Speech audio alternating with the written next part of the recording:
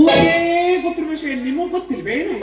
ಶಾಸ್ತ್ರೋಸ್ತ್ರವಾಗಿ ಮದುವೆ ಆದ್ರೇನೆ ನಮ್ ಬೀಗ ಆದಂಗೇನು, ತಾಳಿ ಕಟ್ಟಿದ್ರೇನೆ ಮದುವೆ ಆದಂಗೇನು? ನಮ್ಮ ಮನೆಯಲ್ಲಿ ಸಂಪ್ರದಾಯಗಳಿಲ್ಲಪ್ಪ. ಸುಂದರವಾದ ಹಸಿರು ಇಳೆಯದೆಲೆ ಮೇಲೆ ಹೃದಯ ಎಂಬ ತಾಂಬೂಲ ಹಾಕಿ ಮೃದುವಾದ ಕೈಗಳಿಂದ ನನ್ನ ತಂಗಿ ನಿಮ್ಮ ಮಗನ ಬಾಗಿಟ್ಲು. ಅವತ್ತೇ ನಿಮ್ಮ ಬೀಗರು ಅವ್ರ ನಮ್ಮ ಮುಚ್ಚು ಬಾಯಿ ಹವ್ಯಾಕಿ. ನನ್ನ ಮನೆ ವಸ್ತು ತೊಳೆಯಲು ಯೋಗ್ಯತಿಲ್ಲದಿರುವ ನೀನು ನನಗೆ ಬೀಗನಾಗುತ್ತಾನಂತೆ. ಶಿವಗೌಡ, ಮೊದಲವನೇ ಮನೆಯಿಂದ ಹೊರಗಡೆ ಕಳಿಸು. ಅಯ್ಯೋ, ನೀವು ಹೋಗುವ ತಕ್ಷಣ ಹೋದಕ್ಕೆ ಬಂದಿಲ್ಲ. ನನಗೆ ಈ ಮನೆ ಮೇಲೆ ಹಕ್ಕಿದೆ. ಮನಸ್ಸು ಮಾಡಿದ್ರೆ ನಾನು ಇವತ್ತಿನ ನಿಮ್ಮನ್ನ ಮನೆಯಿಂದ ಹೊರಾಕ್ಲೇನು? ಏನ್ ಬಾಗುತ್ತಿದೆಯೋ? ಅಯ್ಯೋ, ಇಳಿಸ್ರಿ ಕೈನ. ಈ ರೀತಿ ಹೊಡೆಯೋದು ಬಡಿಯೋದು ನನ್ನ ಹತ್ರ ನಡೆಯೋದಿಲ್ಲ. ನಿಮ್ಮ ಮಗನೇ ನನಗೆ ಕಾಗದ ಪತ್ರ ಬರ್ಕೊಟ್ಟಿದ್ದಾನೆ ನೋಡಿ, ನಮ್ಮ ತಂಗಿ ಹೆಸರು ಮೇಲೆ ಬರ್ದಿದ್ದಾನೆ. ಹಾ, ಏನ್ ಏನ್ ಮಾತನಾಡುತ್ತಿದ್ದ ಪ್ರಜ್ಞೆ ಇಟ್ಟುಕೊಂಡು ಮಾತನಾಡು. ನಾನು ಈ ಮನೆನ ನಿನ್ನ ಹೆಸರು ಬರ್ಕೊಟ್ಟಿದ್ದೆ. ನಿಜ ಹೇಳು. ಸುಳ್ಳು ಹೇಳಿದ ಮಗನಿಗೆ ನನ್ನ ಚಿಂತನೆ ಸಿಗದು ಹಾಕಿ.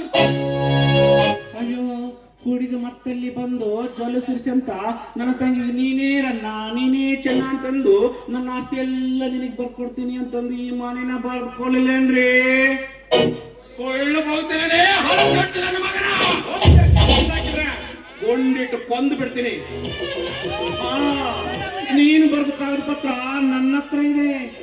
ಅದನ್ನ ತಗೊಂಡು ಕೋರ್ಟಿಗೆ ಹೋಗ್ತೀನಿ. ಕೋರ್ಟ್ ಮುಖಾಂತರ ನಿಮ್ಮನ್ನ ಮನೆ ಬಿಡಿಸ್ತೀನಿ. ಹಾ, ಸುತ್ತು ಹತ್ತು ಹಳ್ಳಿಯಾಗ ನ್ಯಾಯ ಹೇಳೋ ಮನೆತನ ನಮ್ಮದು. ಅಂತದ್ರಲ್ಲಿ ಬೀದಿ ನಾಯಿಗಳು ಮನೆಗೆ ಬಂದು ಕೋರ್ಟು ಕಚೇರಿ ಅಂತ ಮಾತಾಡಂಗ ಮಾಡಿಬಿಟ್ಟಿಯಲ್ಲೋ. ನನ್ನವನಿಗೆ ತಂದೆಯಾಗಿ ಬಾಳುವುದಕ್ಕಿಂತ ವಿಷ ಕುಡಿದು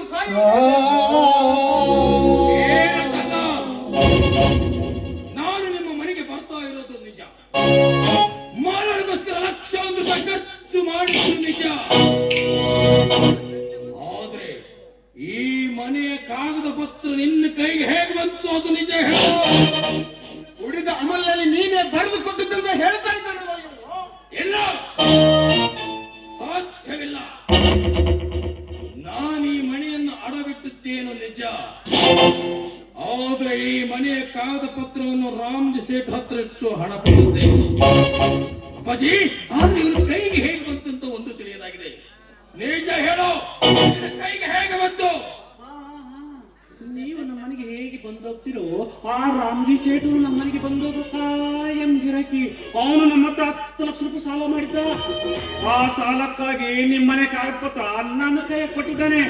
ಹೇಗಾದ್ರೂ ಅವ್ರ ಹತ್ರ ಸಾಲ ವಸೂಲಿ ಮಾಡ್ಕೊಳ್ಳಿ ಅಂತ.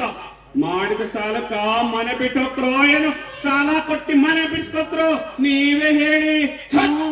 ಚಾಣಾಲ, ಎಷ್ಟೊಂದು ನೀಚ ಹೃದಯವೋ ನಿನ್ನದು. ನಾನು ನಿಮ್ಮನ್ನೇ ಎಷ್ಟು ನಂಬಿದ್ದೆ. ನಾನು ಸಾಲ ಮಾಡಿದ್ದು ನಿಮ್ಮ ಮನೆತನಕ್ಕೋಸ್ಕರ ಎಂಬುದನ್ನು ಮರೆತು ನನ್ನ ಮೇಲೆ ಅಧಿಕಾರ ನಡೆಸಲು ಬಂದಿರುವೆಯಾ? ಎಲ್ಲರಿಗೂ ಬಂದು ಉಪಚಾರ ಮಾಡಕ ನಮ್ಮ ಮನೆಯ ಧರ್ಮಛತ್ರ ಅಲ್ಲ. ನಮ್ಮ ಮನೆಗೆ ನೀವು ಬಂದಿದ್ದೀರಿ, ನಾವು ನಮ್ಗೆ ಏನ್ ಕೊಡ್ಬೇಕು ಅದನ್ನ ನ್ಯಾಯಯುತವಾಗಿ ಕೊಟ್ಟಿದ್ದೀರಿ. ನೀವು ನಮ್ಗೆ ಏನ್ ಕೊಡ್ಬೇಕು ಅದನ್ನ ನ್ಯಾಯಯುತವಾಗಿ ಕೊಟ್ಟಿದ್ದೀರಾ. ಹಾಗಂತ ನಿಮ್ಮೊಬ್ಬರನ್ನ ನಂಬ್ಕೊಂಡು ಕೊಡಕ್ಕಾಗುತ್ತೇನು? ಸಂತೆಯಲ್ಲಿ ಮಾರೋ ಬೆಲ್ಲನ ಮನೆಗೆ ತಂದ ಮೇಲೆ ಮಾಡಿ ಅಂತೆ. ನನ್ನ ತಂಗಿ ಸಾಲ ಮಾಡಿದ್ರು ಕಟ್ತಿರೋ ಏನು ಮನೆ ಬಿಟ್ಟು ಹೋಗ್ತಿರೋ ಯಾರೊಂದು ಹೇಳಿ. ನಿನ್ನಂತವನ ಜೊತೆಗೆ ಮಾತನಾಡೋದಕ್ಕಿಂತ ನಾನು ನೇರವಾಗಿ ಹೋಗಿ ಮಾನವನ್ನೇ ಕೇಳ್ತೇನೆ. ಅವಳು ನನ್ನ ಮೇಲೆ ಪ್ರಾಣ ಇಟ್ಟುಕೊಂಡಿದ್ದಾಳೆ, ಅವಳನ್ನೇ ಕೇಳ್ತೇನೆ. ಇಷ್ಟೆಲ್ಲ ಅವಮಾನ ಆದ್ರೂ ಕೂಡ ಮತ್ತೆ ನಿಮಗೆ ಅವಳೇ ಬೇಕಾ? ಇಲ್ಲ, ಈ ವಿಷಯದಲ್ಲಿ ನನ್ನನ್ನು ತಡೆಯಬೇಡ. ನನ್ನ ಪ್ರಾಣ ಹೋದ್ರೂ ಚಿಂತೆ ಇಲ್ಲ, ನಿಮ್ಮ ನಾನು ಮತ್ತೆ ಅವಳ ಮನೆಗೆ ಹೋಗೋದಕ್ಕೆ ಬಿಡುವುದಿಲ್ಲ. ಅಮ್ಮ ತಾಯಿ, ನಿನ್ನ ಗಂಡನ್ನ ಸೆರಗಿನ ಕಟ್ಟಿಕೊಂಡು ಪೂಜೆ ಮಾಡು, ಯಾರು ಬೇಡ ಅಂತಾರೆ. ಆದ್ರೆ ನನ್ನ ಸಾಲದ ವಿಚಾರ ಏನ್ ಮಾಡ್ತಿ? ಅಣ್ಣ, ನಿಮ್ಮ ಹಣ ಎಷ್ಟೇ ಇದ್ರು ನನ್ನ ಮೈ ಮೇಲಿನ ಒಡವೆಯನ್ನ ಮಾರಾದ್ರು ನಿಮ್ಮ ಹಣವನ್ನ ತೀರಿಸ್ತೀನಿ. ಒಂದು ನಿಮಿಷ.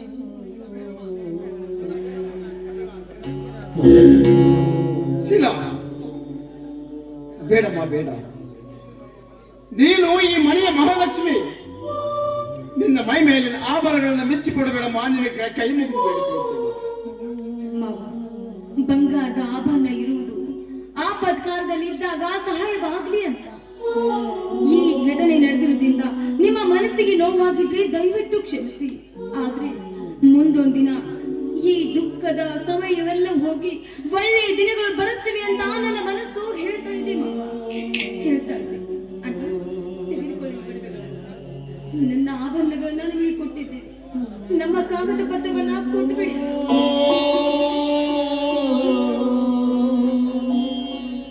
ನಿಮ್ಮ ಮನೆ ಕಾಗದ ಪತ್ರ ನಮ್ಮ ಹುಡುಗನ ಜೊತೆ ಕಟ್ ಕಳಿಸ್ತೀನಿ.